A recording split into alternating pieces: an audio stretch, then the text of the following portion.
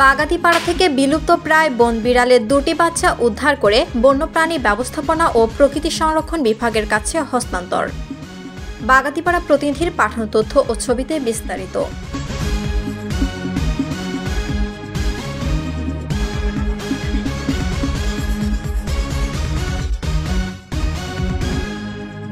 নাটোরের বাগাতিপাড়ায় বিলুপ্ত প্রজাতির বন বিড়ালের দুটি বাচ্চা উদ্ধার করে বাংলাদেশ জীববৈচিত্র্য সংরক্ষণ ফেডারেশন এর সদস্য সংগঠন সবুজ বাংলার সদস্যদের মাধ্যমে রাজশাহীর বন্যপ্রাণী ব্যবস্থাপনা ও প্রকৃতি সংরক্ষণ বিভাগের সদস্যদের নিকট হস্তান্তর করেছে স্থানীয়রা।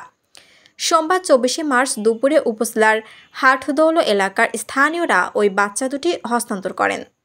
এর আগের রবিবার 23 মার্চ বিকেলে বাগাতিপাড়া উপজেলার সদর ইউনিয়নের একটি ভুট্টা খেতে বাচ্চা দুটিকে দেখতে পেয়ে তাদের উদ্ধার করে নিজেদের হেফাজতে রাখেন ওই এলাকার আশুরা জান্নাত। পরবর্তীতে বিষয়টি পরিবেশবাদী সংগঠন সেভ দ্য নেচার অব বাংলাদেশের নজরে আসলে সোমবার দুপুরে বাংলাদেশ জীববৈচিত্র্য সংরক্ষণ ফেডারেশন সবুজ বাংলার সদস্যরা এসে বিলুপ্ত হতে যাওয়া বন বিড়ালের বাচ্চা দুটি উদ্ধার করে রাজশাহীর বন্যপ্রাণী ব্যবস্থাপনা ও প্রকৃতি সংরক্ষণ বিভাগের নিকট হস্তান্তর করেছে।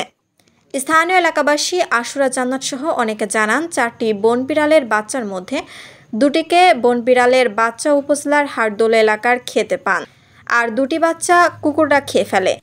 সেখান থেকে তারা অনেক কষ্টে বাচ্চা দুটিকে বাড়িতে নিয়ে আসে। তখন আমি একটা নিয়ে আসছি, তারপরে কুকুরের শব্দে আরেকটাকে তাড়া করছে। তখন আমি যে আরেকটাকে নিয়ে আসছি, 4টা ছিল, 2টাকে কুকুর খেয়ে ফেলছে, ওটাকে আমি রেস্কিউ করতে পারিনি।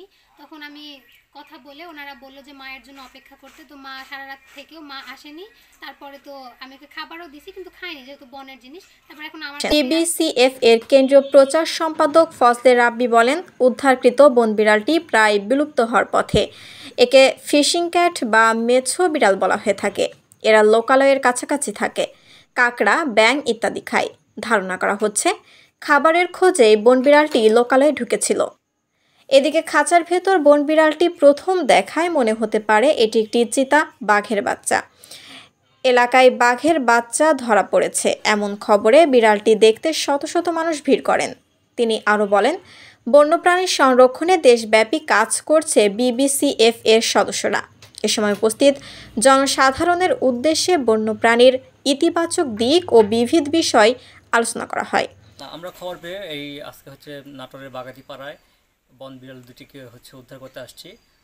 তো সারা বাংলাদেশব্যাপী আমাদের যে সংগঠন আছে বিবিসিএফ, এটা স্বেচ্ছায় কাজ করতেছে এবং বন্যপ্রাণী সংরক্ষণ সারা দেশব্যাপী কাজ করতেছে। তো আমরা এখানে এসে দেখলাম 2টা বন বিড়ালের ছানা পাইছে। তো এখন আমরা রাজশাহী বন্য বিভাগের সাথে এটা রাজশাহী এখন আমরা ট্রান্সফার করে দেব। বন বিড়াল উদ্ধার ও হস্তান্তরের সময় আর উপস্থিত ছিলেন রাজশাহী বন্যপ্রাণী ব্যবস্থাপনা ও প্রকৃতি সংরক্ষণ বিভাগের junior wild scout Sohel Rana, Mustafizur Rahman, Ashura Jannat প্রমুখ। বাচ্চা দুটিকে নিবিড় পরিচর্যায় রাখা হবে।